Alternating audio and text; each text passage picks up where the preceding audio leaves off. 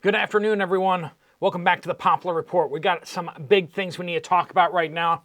We just had some very interesting testimony before the Senate Select Committee. The Senate Select Committee on Military Readiness.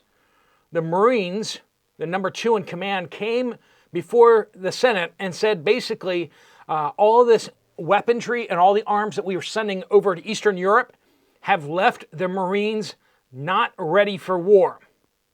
Now, they put a brave face on it. Yeah, we're ready to do what we have to do, but the simple fact is it's impacting readiness. We're going to talk about that. We're going to talk about what's going on over in China. They are developing fusion, and they are racing after this, and they are making advances that the United States is not.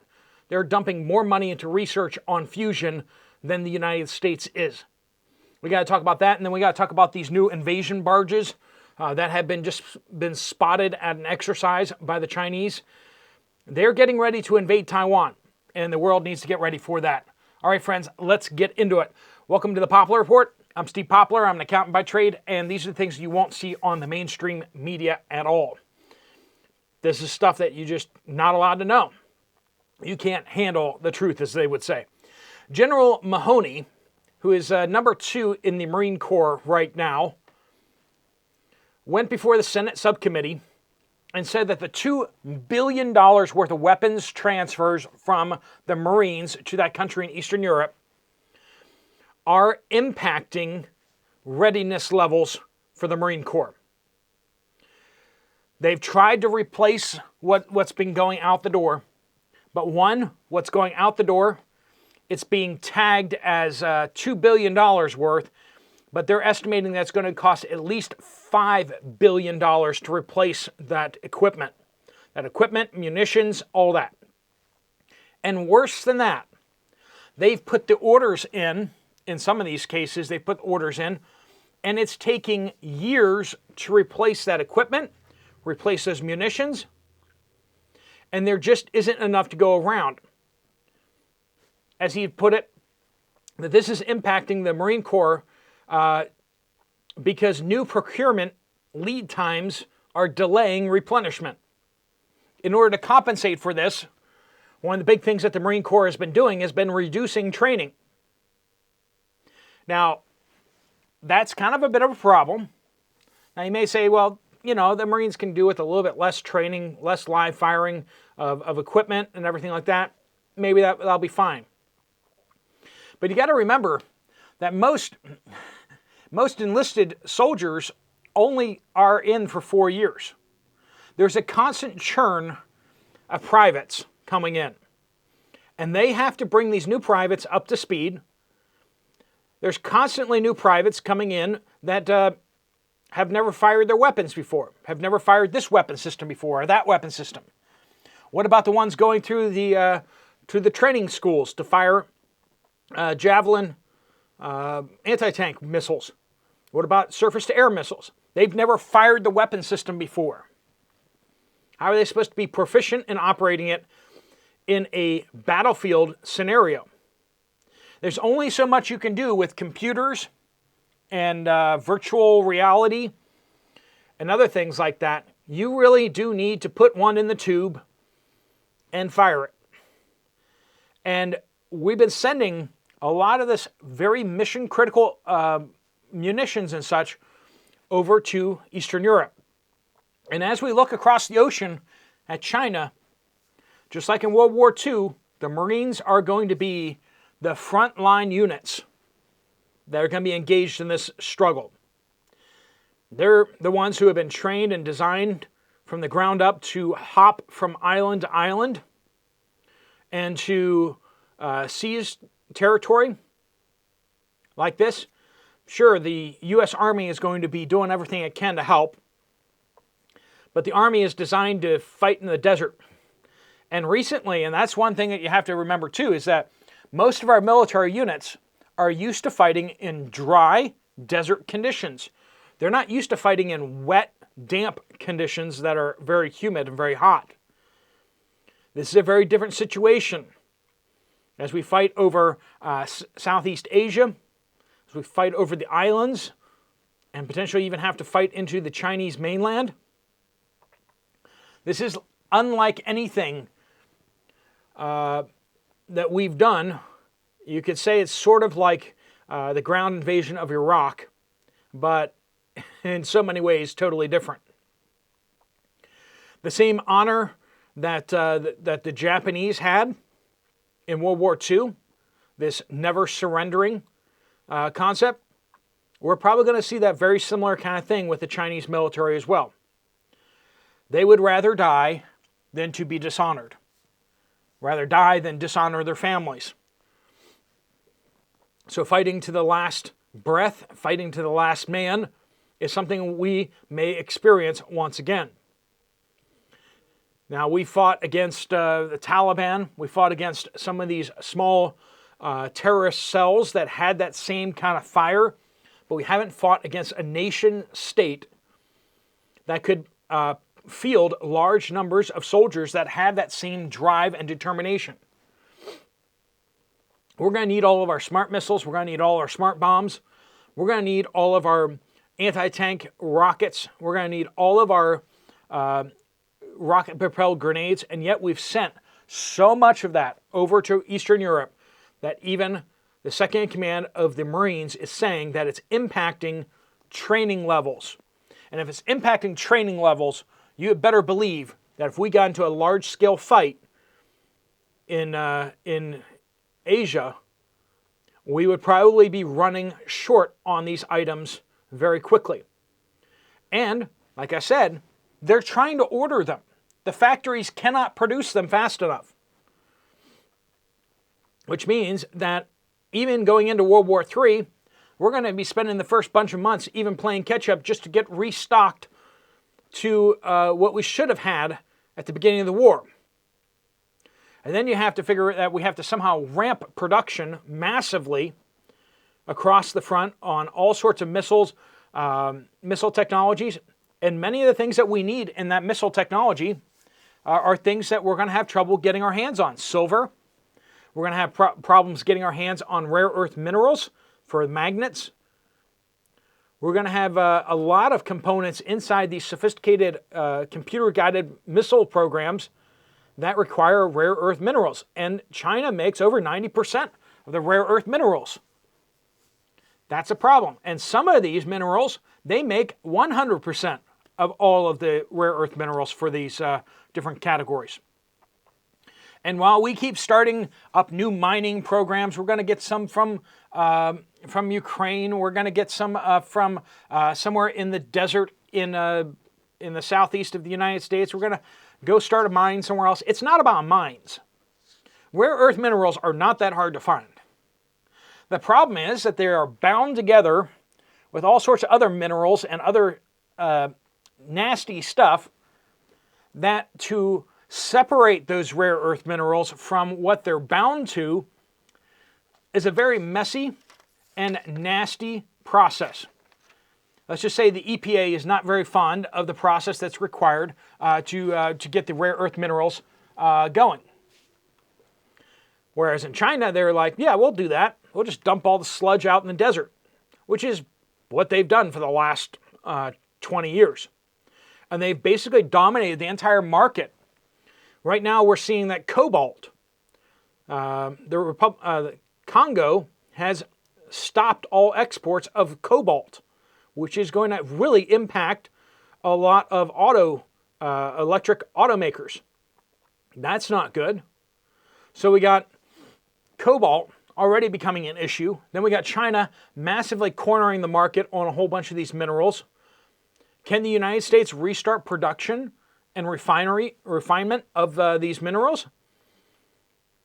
It's going to be hard because we're trying to mine minerals that we're then going to ship over to China for processing, then have them ship them back, and then we're telling ourselves that we somehow become independent of China. If China's still processing over 90 to 95% of a mineral, we're still dependent upon them. Doesn't matter how much you stockpile. And you need these minerals for these weapon systems. That's the facts of the matter. China has positioned itself economically as well as militarily. Let's talk about these invasion barges.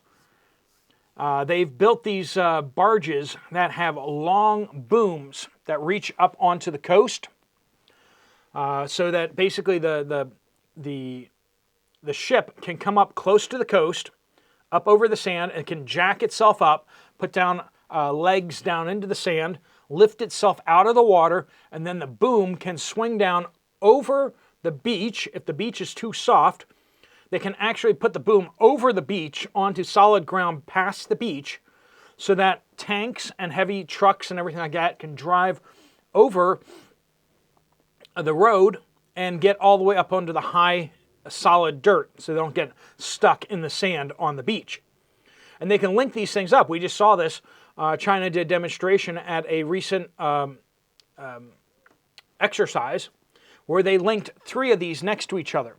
Linked one going into the next, and that one going up onto the land, allowing very large ships to be able to dock up against these mobile ports, and unload a lot of equipment and heavy machinery, tanks, and everything. They can just drive right onto the shore, right off the ships. This is huge. They are building multiples of these. We just saw the demonstration of 3 of them acting in coordination, but we know that they have at least 7 of them.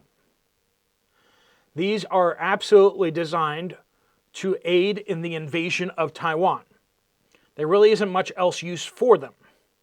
And they're building more, and those are just the big, flashy ones that we can see. They have much more mobile pontoon platforms, sort of like what the United States deployed in Palestine, in Israel against the Gaza, the humanitarian aid pier that managed to end in the death of 3 American military personnel. A humanitarian mission that 3 American servicemen actually perished from, which is just an absolute disaster. One of the worst run operations ever in U.S. history. Kind of gets up there with the evacuation out of Afghanistan. So China is rapidly building invasion barges, pontoon platforms, and all sorts of other amphibious assault vehicles for the inevitable invasion of Taiwan. And the thing that gets me, that just infuriates me, is how much the establishment keeps saying that China can't possibly invade Taiwan. It's not possible. It can't happen. And if I didn't lose all my footage when I was over there, I showed you how the Chinese military could do an invasion surprise attack on Taiwan with very little preparation, very little investment. There are many large cargo ships. We're talking about those ginormous cargo container ships. They're pulling up to the port. They're pulling out of port in China, and they're going straight across the ocean, straight across the Strait of Taiwan. They're pulling up into Taiwanese ports, and nobody's inspecting them. For everyone's knowledge, they could be full to the brim of Chinese soldiers. And they're pulling up to Taiwanese ports, and they're being greeted by 4 or 5 inspections people who may or may not be armed. And their port facilities, and the port facilities have some security. But if you have 20 or 30,000 soldiers on that ship, the port security is really not going to be enough. Not going to be anywhere near enough. These are serious problems that we have. Taiwan has been a longtime ally of the United States, but we just haven't done anything enough to protect Taiwan, and we haven't pushed Taiwan to defend itself enough. They think that as long as they're buying sophisticated, high-tech, expensive ticket items from the United States defense industry, that the United States will feel obligated to protect it. And that's what they've been doing. They've been buying these Gucci fighter jets. They've been buying Gucci tanks. They've been buying all sorts of fancy new technologies in the hopes that it will help them to get the United States to show up and defend Taiwan for them. They are not prepared to defend themselves. That is a stone cold fact, and China knows it. China is ready to overwhelm Taiwan. When will it happen? I don't know. China's investing heavily also in nuclear fusion. They are currently spending 2 times the amount that the United States is on research for nuclear fusion. Now, the United States is throwing money at this program, that program, this program, and they're competing on different fronts, and there's something to be said for that, whereas the Chinese are investing heavily on coordinated efforts into heavy research. And you know that they have infiltrated all of the United States programs and are stealing all the best ideas from there as well. They are hitting milestones that the United States has not hit with fusion. They're hitting higher temperatures. They're able to run their fusion reactions for longer. They're able to cool them better. This is a major problem because fusion is going to unlock almost limitless amounts of energy. They're going to be able to produce electricity without actually burning anything. They can take hydrogen, which you can get from anywhere, and they're going to fuse it together with other elements, and they're going to be producing massive amounts of energy, heat, and electricity ultimately from these reactions. They don't have to use anything special to create these reactions, and then they are going to be able to sustain these reactions to produce lots and lots of energy. They will not be as dependent upon oil, natural gas, coal, or any of the other Achilles heels that the Chinese have had for many years. China is playing the long game, and we're losing. That's the simple fact of it. While we're stripping our military of munitions, China is rapidly building up their militaries. And it's not going to be too long before we come face to face with the Chinese military. And they have built their military custom designed to face one threat. Western militaries like the United States and Japan and Korea, they are ready and willing to fight against our military on their terms. The future is looking difficult. As the Marines, General Mahoney said, we face 4 disparate state actors, threat state actors: China, Iran, Russia, and North Korea. But they are now colluding into a single, complex, and adaptive global threat system. The previous administration pushed them all together. And we've started to see them working together in ways that are truly, truly troubling.